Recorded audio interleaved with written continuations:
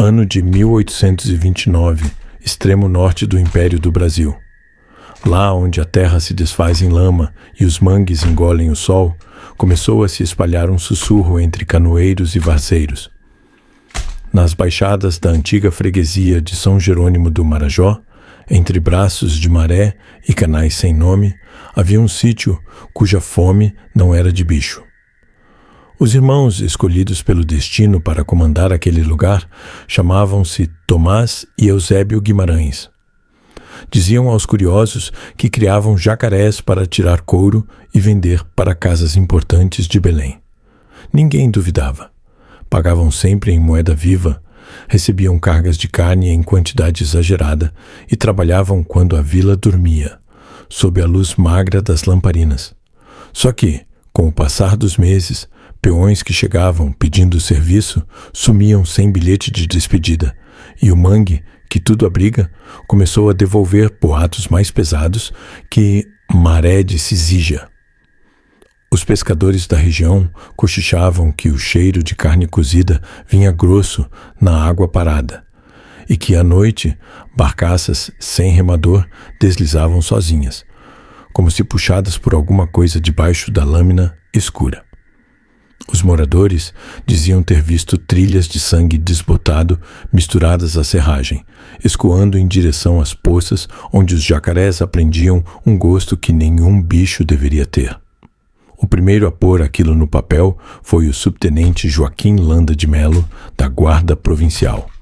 Em um relatório datado de 3 de agosto de 1829, escreveu que o odor ao se aproximar do rancho era insuportável, doce e metálico, como se a chuva tivesse caído sobre ferrugem e miúdos fervidos. Na parte de baixo da casa alta, erguida sobre estacas de madeira, havia sulcos talhados no assoalho, convergindo para ralos rudimentares. Em tonéis, carne de boi e porco apodrecia de propósito, para amolecer, diziam os irmãos. Misturados aos cortes, havia fios de tecido estranho, falanges que não pertenciam a porco, fragmentos de algo que o subtenente não ousou classificar em voz alta. O documento, guardado como se fosse só mais um papel, foi arquivado sem diligência, porque era ano de promessa e progresso. E a província precisava parecer limpa aos olhos de quem investia no comércio. O que não cabia na vitrine era empurrado para dentro d'água. Mas água tem memória. Quando o verão encolheu o rio e a lama abriu a boca, camponeses acharam barris metálicos meio enterrados entre raízes, as tampas seladas com breu. Ao romper um deles, o caldo amarelado devolveu um hálito de consultório morto e dentro boiavam fragmentos com cortes finos demais para serem obra de dente de bicho. Nessa época, jornais pequenos de Belém chegaram a publicar 2 linhas sobre achado macabro na várzea, mas as edições sumiram como barcos sem âncora. Disse que autoridades mandaram calar para não manchar o nome da terra. Os pescadores, no entanto, não se calam para o mangue. Juravam que, naquele trecho, os jacarés cresciam mais parrudos e mordeiam com fúria de gente. A lama lembra, repetiam os mais velhos, e quando a água borbulhava sem vento, eles sabiam que algo remexia por baixo, pedindo ar. Os Guimarães chegaram 3 anos antes, em 1826, com todos os papéis em ordem e um nome de fachada pintado numa tabuleta: Companhia do Jacaré do Norte. Ninguém lembrava de tê-los visto antes, e ainda assim vieram com dinheiro, licença de comércio e favores que só se conseguem com bênção de gabinete. A terra comprada ficava perdida entre igarapés, onde o zumbido de mosquito era mais fiel que relógio. Ali levantaram a casa, cercaram viveiros e enfileiraram gaiolas de ferro para os filhotes. Tomás, o mais velho, se dizia homem de ciência. Vestia-se limpo, andava com cadernos cheios de notas e falava um português polido, atravessado por palavras de botica. Havia quem jurasse que tinha estudado medicina em São Luís e largado por desavença. Eusébio era o braço. Silencioso, de mãos cheias de cicatrizes, cuidava de armadilhas, da maromba, dos batelões que traziam carne e suprimentos. No começo, tudo cabia na explicação de currais de bicho. Compravam vísceras, restos de açougue, o tipo de coisa que ninguém guarda para si. Só que logo começaram a pagar por cortes inteiros, peça de primeira que o homem nenhum daria a jacaré. Dono de venda na vila, seu Genaro Pina contava. Pagavam pelo melhor, como se os bichos fossem coronéis. Em fins de 1828, abriram vagas para diaristas, com promessa de prato quente e rede pendurada. Eram tempos duros e os homens aceitavam sem investigar. Trabalhavam uns dias e desapareciam, como se tivessem sido tragados pela maré. As famílias que tentaram buscar notícia bateram em barreiras de lama, medo e silêncio. E o medo, ali, sempre chega antes do aviso. Quando a primeira tempestade grande do ano seguinte tombou cercas e arrancou telhados, o rio devolveu mais do que galhadas. Um canoeiro de nome Santos Lujan, caboclo de fala apressada e olhos miúdos, encontrou um tambor boiando a 2 léguas do rancho. Era de metal grosso, vedado com alcatrão. Ao forçar a tampa com o vergalhão, quase caiu para trás. O bafo que saiu parecia sopro de sepultura, e no caldo denso rodopiavam mãos e partes que não se ensina a criança a nomear. Santos correu para a vila, mas quando a guarda voltou com ele, o tambor tinha sumido rio acima, levado por gente de roupa limpa que ninguém reconheceu. Depois vieram outros achados, outros silêncios, outras notas que nasciam no papel e morriam antes de secar. O governo, zeloso da imagem, chamou de restos de animais e empurrou as dúvidas para o fundo do igarapé. O rancho minguou, as paredes se encharcaram, o telhado cedeu. Ainda assim, quem passou por lá anos depois jurou sentir no chão um cheiro doce, difícil de dizer, como se o tempo, por si, não tivesse sido capaz de apagar o que foi derramado.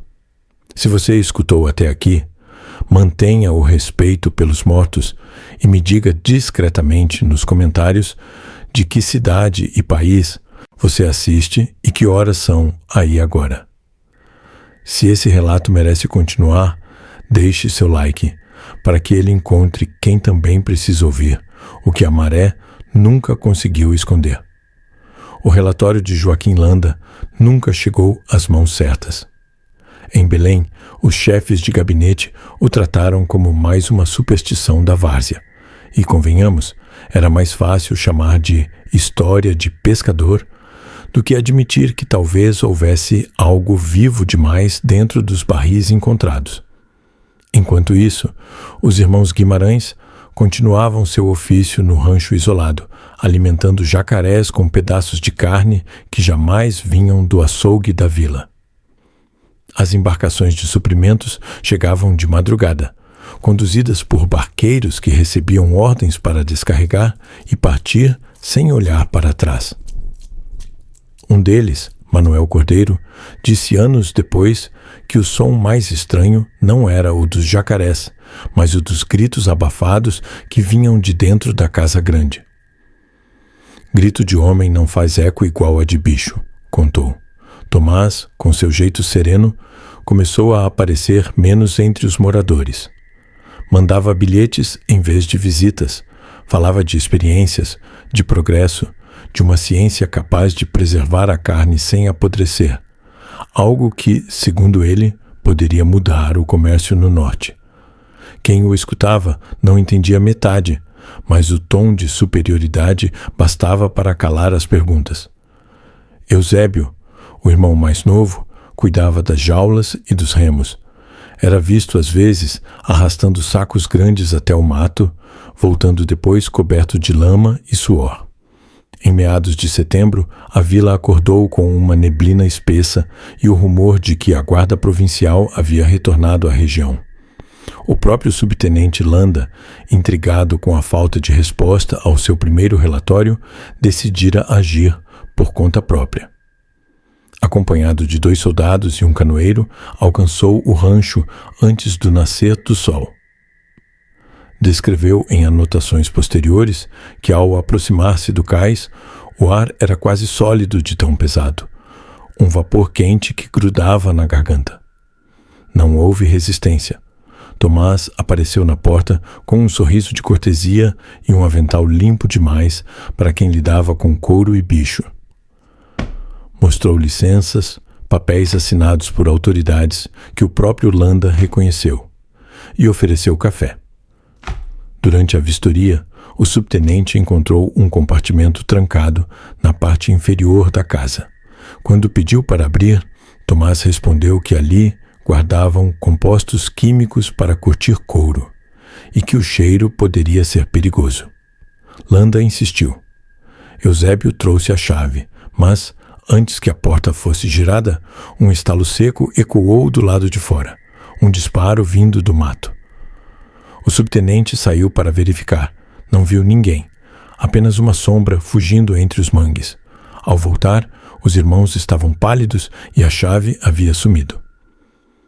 No relatório, Landa escreveu: "O odor não vem dos jacarés." Essa frase seria o epitáfio de sua carreira. Pouco tempo depois, ele foi transferido para outra província. O rancho permaneceu sob o mesmo ritmo noturno. Canoeiros diziam que, após meia-noite, via-se luzes amareladas movendo-se dentro da mata e barcas sem remos cruzando o canal como se guiadas por corrente própria. O barulho metálico de correntes e pancadas nas tábuas se misturava ao coachar dos sapos, formando uma sinfonia que parecia latir da terra. Os mais velhos mandavam as crianças taparem os ouvidos.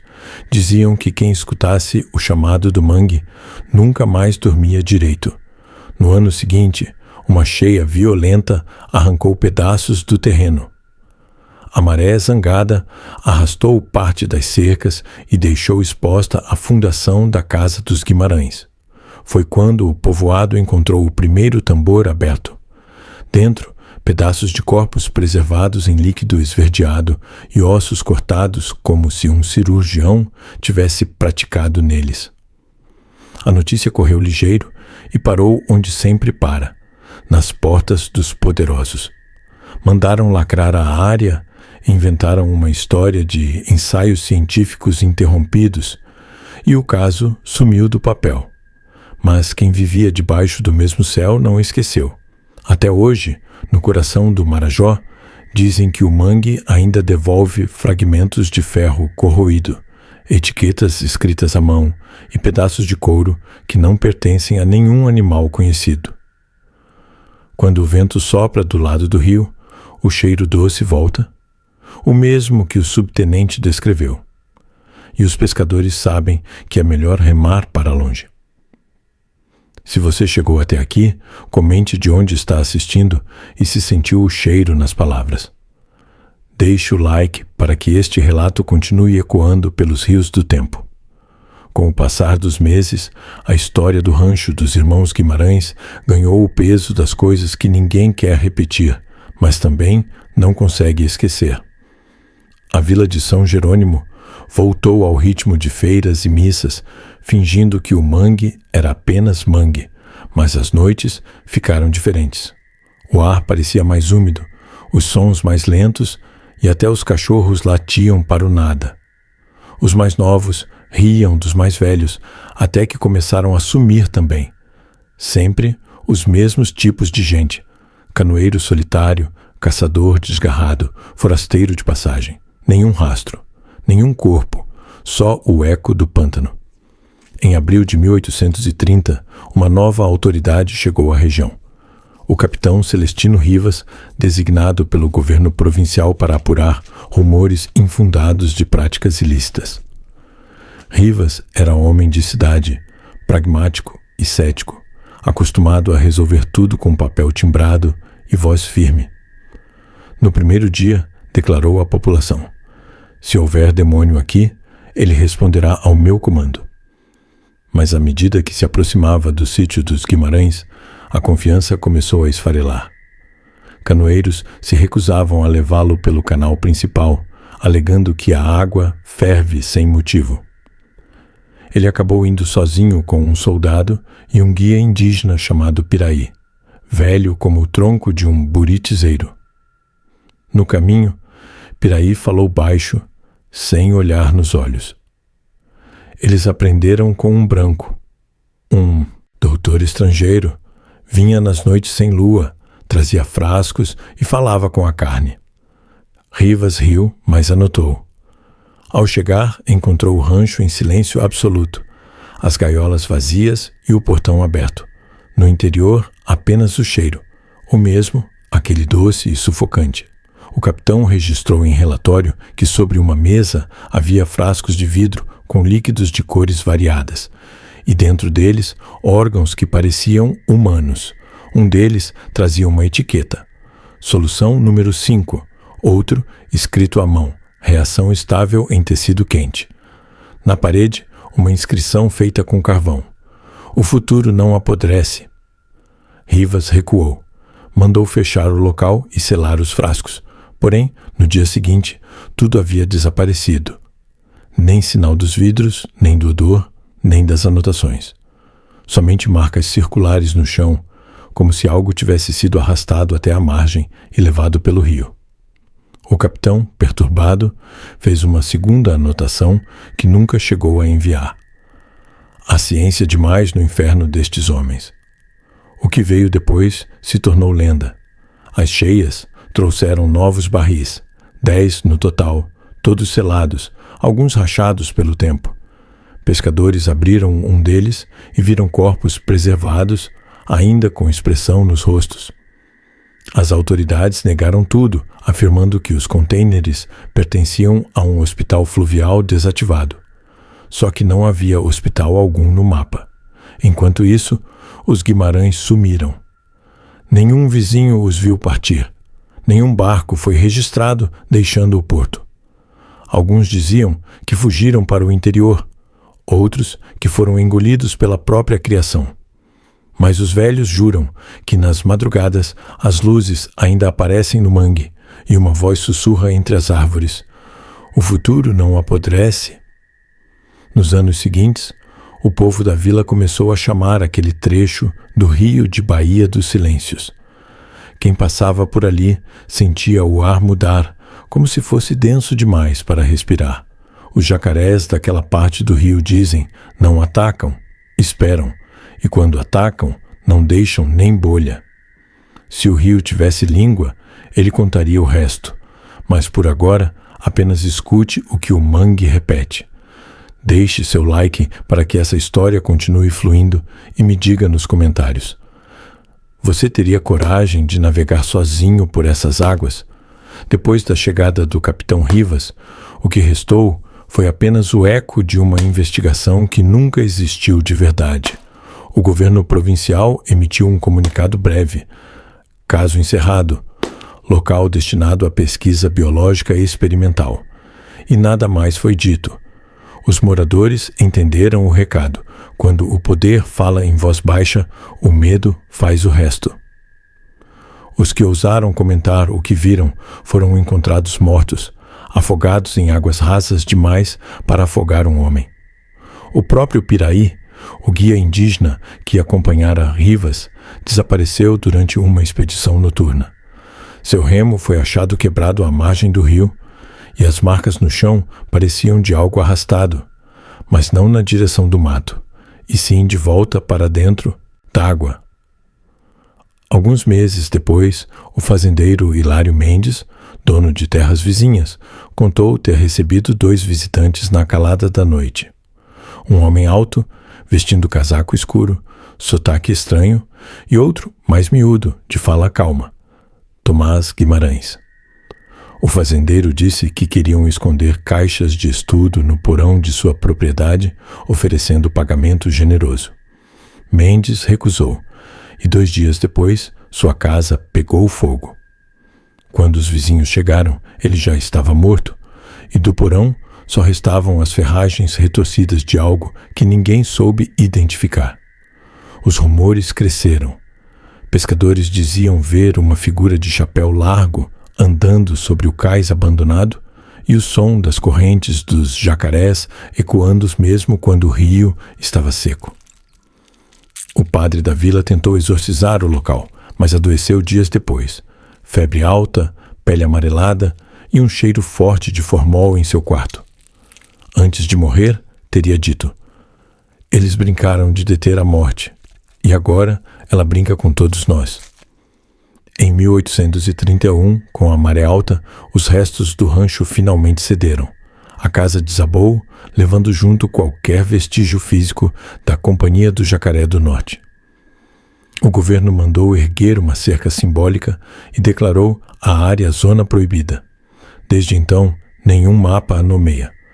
Ainda assim, os mais teimosos afirmam que quando a lua reflete direto na água, dá para ver sombras se movendo de baixo, com movimentos lentos demais para serem de peixe, mas precisos demais para não serem de homem. Os cientistas chamariam de imaginação coletiva. Os antigos chamam de justiça do mangue. E para quem vive por ali, é apenas um lembrete. O que foi enterrado em lama não apodrece. Espera. Se você ouviu até aqui, deixe seu like e comente apenas uma coisa. Você acredita que o passado pode voltar à tona? Durante os meses seguintes, a vila inteira viveu sob um silêncio doentio. Ninguém falava do rancho. Ninguém citava o nome dos Guimarães. Era como se pronunciar aquelas sílabas atraísse o que ainda estava preso no fundo do rio. O novo padre, recém-chegado de Recife, tentou retomar as missas, mas desistiu depois de ouvir vozes sussurrando durante as preces da noite. Disse que vinham debaixo da terra e que o cheiro do incenso não vencia o ar que subia do mangue. Os soldados que haviam participado da expedição do capitão Rivas começaram a morrer um a um, sempre do mesmo jeito. Febre alta, delírios e um odor metálico no corpo, como se exalassem ferrugem. Os registros da época chamaram de infecção tropical, mas os moradores sabiam que era castigo, a maldição daquilo que tentaram esconder. Em outubro de 1831, uma cheia violenta varreu as margens do rio e expôs o que restava do rancho. Pedaços de madeira enegrecida, um forno de ferro e uma mesa de drenagem incrustada no solo. Entre os escombros foram encontrados 7 barris selados. A guarda provincial tentou removê-los, mas 2 homens adoeceram apenas ao abrir o primeiro. O cheiro era insuportável. O médico local descreveu o conteúdo como tecido humano em estado preservado, algo impossível para a época. O governo mandou queimar tudo, e assim foi feito. Ou, ao menos, tentaram. O fogo acendeu, mas os barris não derretiam. O material parecia resistir, como se fosse feito para durar além da própria morte. Quando a fumaça se dissipou, a área virou um descampado de cinza preta e ossos esfarelados. Os moradores passaram a evitar o caminho que levava até lá. O rio ganhou outro nome, Rio dos Silêncios, e até hoje nenhum pescador lança rede naquela curva. Dizem que o fundo é raso, mas a corrente puxa com força, como se houvesse algo respirando lá embaixo, esperando que alguém se aproxime demais. Naquela mesma época, começaram os relatos sobre jacarés enormes, com olhos brancos e pele coberta por manchas prateadas que não fugiam do homem, apenas o observavam. Alguns diziam que reconheciam o cheiro das vítimas, outros que dentro deles corria o mesmo sangue que os Guimarães usaram em seus experimentos. E assim, o rancho afundou em silêncio, mas o medo permaneceu de pé, firme como as raízes do mangue. Se essa história te prendeu até aqui, deixe o like e comente. Você teria coragem de visitar o Rio dos Silêncios à noite? Os anos passaram, mas o pântano nunca esqueceu. Em 1835, a vila de São Jerônimo já era quase um ponto apagado no mapa, engolido por umidade e boatos. Poucos permaneciam. Os que ficaram viviam de pesca e silêncio. Às vezes, durante as madrugadas, o vento trazia um som estranho. Um bater de metal ritmado, como marteladas sob a água. As mulheres mais velhas diziam que era o espírito de Tomás Guimarães, ainda trabalhando em seus experimentos, procurando a mistura perfeita entre carne e eternidade. Um fazendeiro chamado Miguel Antunes tentou reabrir a área. Levou 2 empregados e um padre para benzer o terreno. Voltou sozinho, delirando e coberto de feridas. Antes de morrer, repetiu as mesmas palavras sem parar. Eles ainda estão lá. A carne não dorme. Seu corpo foi enterrado longe do rio, e o padre abandonou a vila 3 dias depois. Os registros da província mostram que, no mesmo ano, o governo enviou uma equipe de pesquisadores para estudar o caso. Eram homens vindos de fora, vestindo roupas pesadas e falando com sotaques estrangeiros. Ficaram apenas 2 semanas. Um pescador que os viu partir contou que carregavam caixas metálicas lacradas com selos reais e que deixaram a região em barcos cobertos navegando rio acima. Nenhum deles jamais foi visto novamente. Depois disso, veio a peste. Uma febre desconhecida varreu a vila, matando crianças e velhos em questão de dias. Os que sobreviveram juraram que o rio exalava vapor quente, com cheiro de ferro queimado e formol. Ninguém mais ousou morar por perto. As casas foram engolidas pela lama e o mato tomou conta do caminho. No entanto, há quem diga que os irmãos Guimarães nunca deixaram aquele lugar, que o mais novo, Ezequiel, foi visto décadas depois, envelhecido, com olhos leitosos e pele endurecida como couro, que falava sozinho, dizendo ter visto o homem estrangeiro ensinar como parar o apodrecimento da alma, e que quando a polícia tentou prendê-lo, ele apenas respondeu: "Vocês acham que a carne morre?", antes de mergulhar no rio e desaparecer.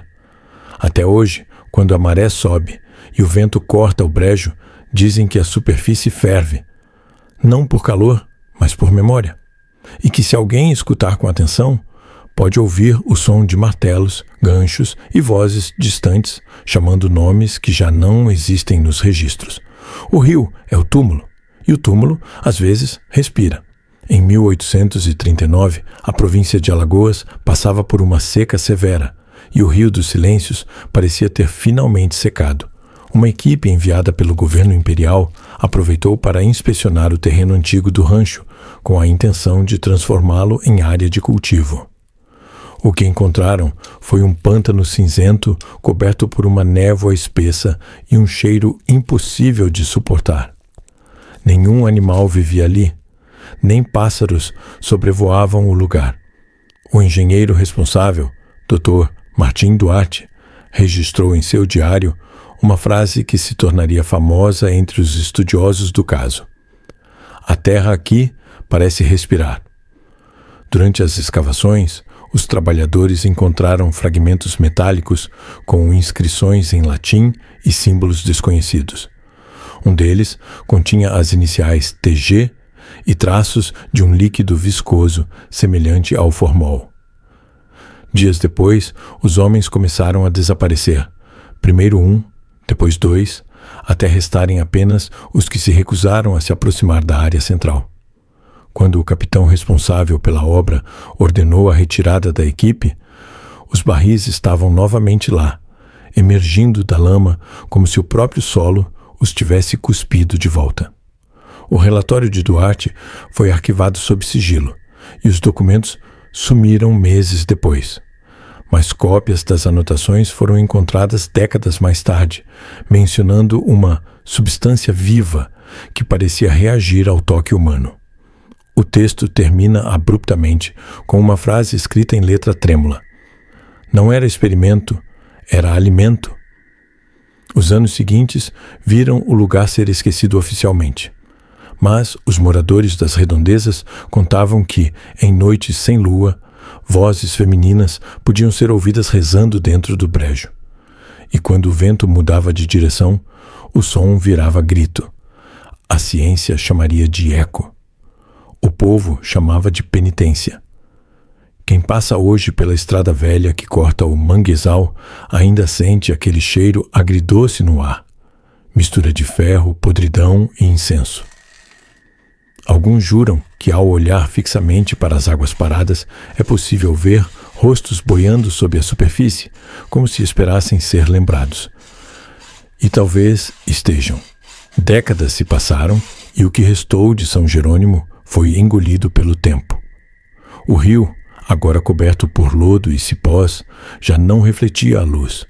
Parecia engolir qualquer lampejo de vida que ousasse tocar sua superfície. A estrada que levava ao antigo rancho dos Guimarães foi fechada pelo governo provincial em 1871, sob a justificativa de risco biológico. Mas todos sabiam o verdadeiro motivo. O que estava enterrado ali nunca parou de respirar. Os poucos viajantes que ainda cruzam a região falam de sombras caminhando sobre o brejo quando a lua cheia toca o rio. Outros dizem ouvir cantos distorcidos, como ladainhas de convento misturadas com gritos sufocados. Um missionário francês, de passagem pelo interior, escreveu em seu diário: "Há algo vivo na lama. Não é homem nem fera, mas conhece o som do meu nome." Em 1882, um grupo de engenheiros da capital foi enviado para estudar as terras da região. Ao instalarem acampamento próximo ao antigo leito, encontraram instrumentos enferrujados e um barril quase intacto, com inscrições gravadas em latim e uma cruz invertida. Quando abriram o selo, uma fumaça densa cobriu o local. Nenhum deles sobreviveu. O relatório foi censurado e o terreno voltou a ser declarado proibido. Hoje, o Rio dos Silêncios é apenas uma mancha no mapa, cercada por histórias que o tempo não conseguiu apagar. Os moradores da região evitam até pronunciar o nome Guimarães. Dizem que o ar ali é mais pesado, que o solo fede a ferro e que nas noites chuvosas o vento sopra com um som humano, como se alguém sussurrasse debaixo da água. Mas o mais perturbador são os relatos recentes. Pescadores afirmam ter visto animais enormes subindo à tona, com olhos humanos brilhando como vidro molhado. Um deles jurou que, por um instante, viu um rosto refletido na pele da criatura, o de um homem sorrindo. Um sorriso idêntico ao do retrato antigo de Tomás Guimarães, pendurado há mais de um século no Museu da Província. A lama cobre, mas não apaga. O rio engole, mas não esquece. E quando o vento muda, o passado volta a respirar. Se essa história chegou até você, agradeço por ter ficado até o fim. Deixe seu like, inscreva-se no canal, comente de onde está assistindo e venha comigo na próxima investigação. Há segredos que o século XIX tentou enterrar, mas o Brasil ainda sussurra entre os rios, as ruínas e os mortos que não descansam.